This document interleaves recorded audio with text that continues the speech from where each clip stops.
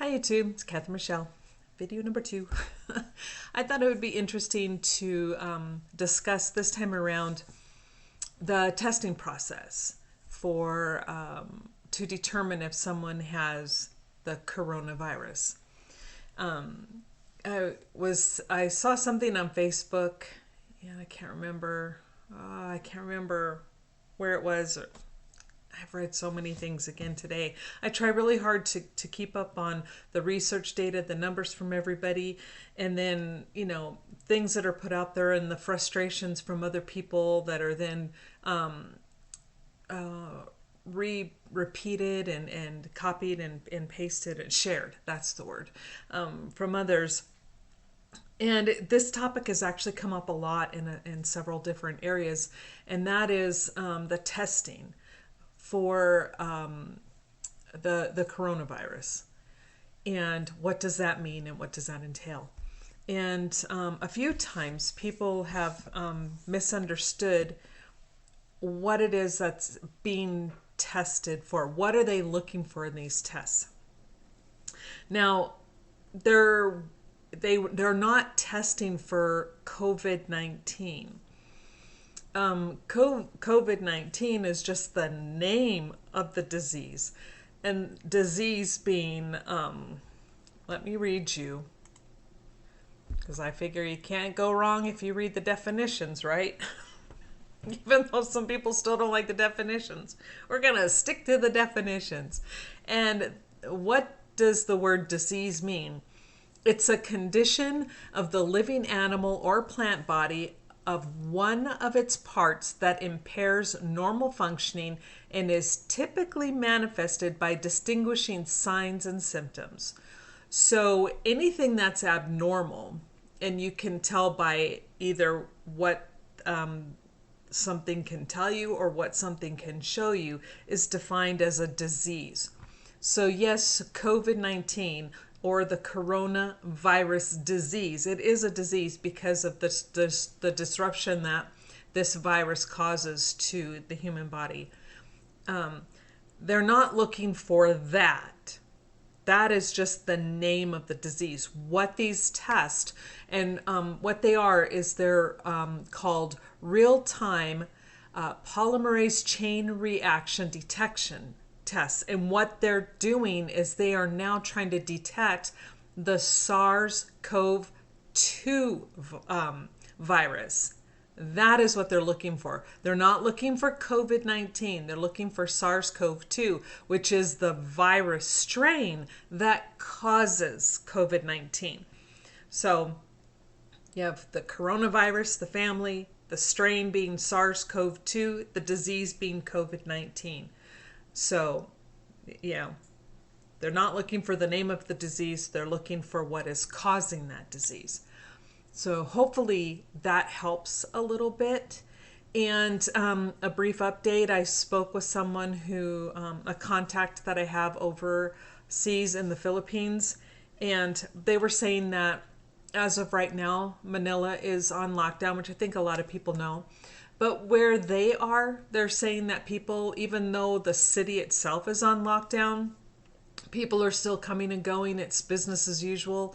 And I asked if their particular stores are running out of any products. They said just basically hand sanitizer and rubbing alcohol. They did say that there is no run on their toilet paper. There is no run on any kind of canned goods. But they said so they have all that in their stores.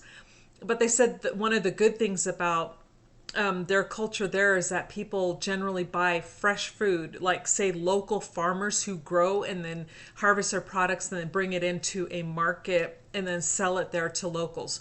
So all of they have a lot of fresh produce, which is generally mostly grown by the farmers of their community. So they don't go and buy in bulk. They buy what they need for that day. All in all, they said the cases are starting to rise. They said at last count, they heard they had 119 cases. But people there still are slow to do it. Like here, we hear the term social distancing. They're not doing that there. Not yet anyway. But there's no panic buying. So that's the word from the Philippines. And that's really the only update. I haven't really talked to anybody else from anywhere else right now. But I hope that explains a little bit. Oh, and one more point I would really like to make is I know I confuse a lot of people with how I say things and how I word things, but oftentimes I word things a certain way on purpose and for a lot of different reasons. But just so everybody else knows, I don't swing in the one direction where I don't even know what I classify myself as, to be honest with you, except for I don't go, the government is all wrong, everything's a conspiracy, it's all going to be doom and gloom, and we're all doomed to die this horrible death in a FEMA camp. And I also do not swing, the government is really right, they have our best interests at heart, they would never hurt us. I am neither direction with that pendulum. I try really hard to stay down the middle, where sometimes, you know what? I realize that what happens is not in our best interest from the government. But also on the other hand, I realize that not everything that happens is a conspiracy. And when it comes to like the situation we're in now, although I believe in my heart, and if I am wrong, time will tell. And if I am wrong, I will apologize. But right now, what I believe to be the truth is this virus is very real. The numbers are telling us it's very real. The people being infected, those being how the onslaught is so much and so heavy at one time, it is overwhelming medical facilities.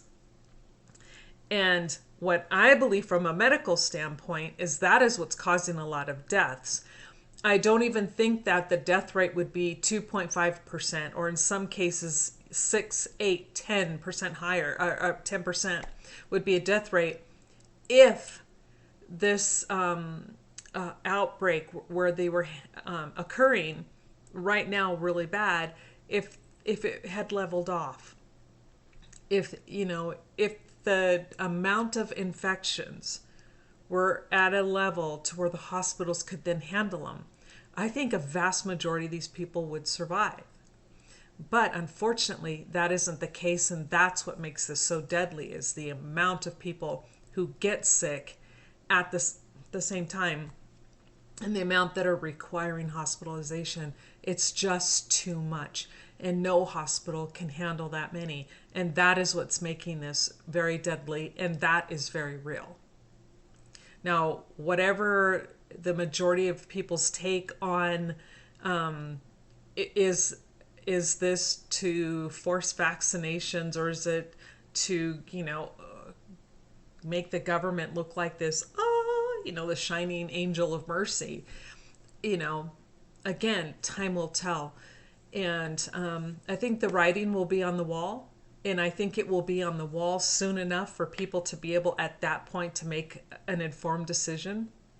But I am not going to swing my pendulum one way or the other at this point, because right now it's too soon and there's not enough information. What do I see happening? I don't like what I see happening. But at the same time, I don't like what people are doing either. I don't like the complete disregard for everybody else's health because somebody doesn't want to stay in their quarantine. Because of somebody, it's like, when you're growing up and everybody, you've got that one person that just won't stop misbehaving. So the whole class, like say you're in a classroom and that one kid won't just stop misbehaving. So the whole classroom has to be punished. And that's kind of how I see it now. Those people who are not doing what they need to do is what's causing the rest of us to have to then be put in these lockdown and quarantine situations. So is that a direct result of saying the government's trying to fence us in? Yes and no. But the point, it's still the same coin. So if we all are responsible and if we all take this seriously, do what needs to be done in your area, because for everybody, it's going to be different. It will affect people differently. Your situation is different. So don't look at the crowd and say, because they somebody in your next town over, God, this is not coming out. That's not coming out right. Basically, what I'm saying is be mature, be responsible, I think is the good word I'm trying to think of. Be responsible. Handle your situation responsibly. And then the rest of the people around you will benefit from that responsible behavior. So again, if we take care of each other, we take care of ourselves. Have a good night.